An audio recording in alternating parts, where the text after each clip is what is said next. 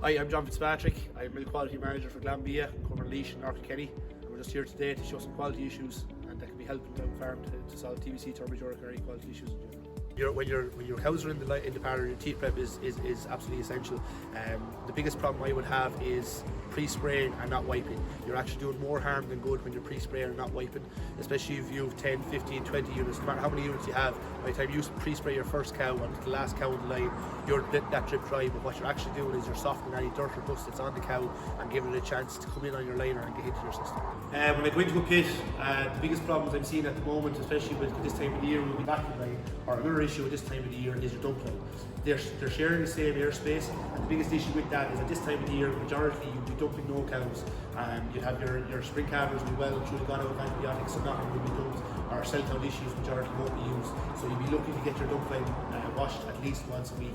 So to take care mostly of your dump line and to wash out your vacuum line regularly is essential this time of the year. One caveat, I just make sure that you get your service man to wash out your vacuum line, because if you go too hard with detergent or paracetic acid or any products in your vacuum line, you can do serious damage to your relays and to your machine, and it's an expensive mistake to make. But I can't stress enough, your routine has to be absolutely pristine with that, whether it be your detergent concentration, your hot water, and how many descales you're doing a week. When I go into the pit first, I'd always go to the last cluster at the end of the parlour. Why I go to the last cluster at the end of the parlour would be because it's the hardest to wash. So depending on how much rinse water you have in your trough, we'll say the last cluster is going to be the hardest to wash because it needs to flush the back to clean it. So what I always go to, I open the claw piece at the last end of the line and I check for any residues or any build up fat and protein inside the line. But not only build up inside the claw piece, the rubber is a big issue too. When it comes to crack rubber, where your liner should be changed every 6 months or 2,000 milk, whichever comes first. As make sure you follow the guidelines 2 years minimum when it comes to rubber wear like milk plus tubes, because the cracks can start to build and bacteria can start to get into those cracks and start to jump.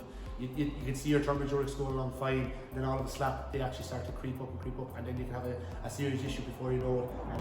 Filter should be changed directly after milking and kept in, especially if you're plate cooling. If you don't have your filter in, your wash, any dirt or bacteria, fat or protein that you're getting off the line, it's going straight to your machine and into your plate cooler, and it's attaching to the leaves. And that means every drop of milk that goes through the plate cooler, any bacteria is building on that and it's inhibiting growth inside the tank. To check your bull tank, the best thing to do is directly after the milk has been collected and that the tank is finished washing, go up to the top of it with a torch and have a look around inside to see, can you see any evidence of build-up or scale or any problems like spray balls or agitators. They may have build-up or something could be dislodged. Always don't forget to check your outlet. Your outlet pipe is where bacteria can build up as well, and all the milk will pass through the outlet. So if that's not clean, that's where your problem could be coming from. Hot water is the biggest problem I see on farm nowadays, especially since changing to chlorine free. We need the hot as you can get within reason, 70, 80 degrees at least. And the biggest problem is a lot of water heaters have been around farms for a long time, and they were only barely able to do the machine when the milk is not being collected the following day. So a big upskill in water heater has to be done straight away, if not done already. Either whether that's going with your gas, going with your electrical, or even going with like some dairy diesel. With the chlorine free detergents, with liquid detergents, especially with automatic washers, hot water is a necessity, and the lack of it can be a big issue in the Thermoduric and TBC issues.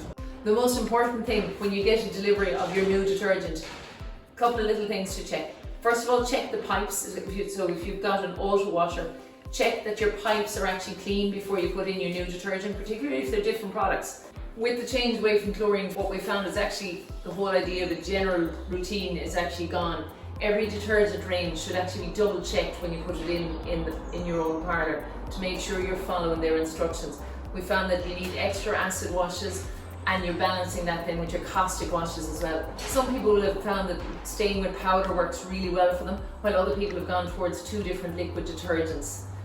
What we find the most key thing when you get your new drums of detergent is actually to read what the instructions say on it, and then have a look if you've got hard water, might be another factor coming in, and you'll know that from your farm.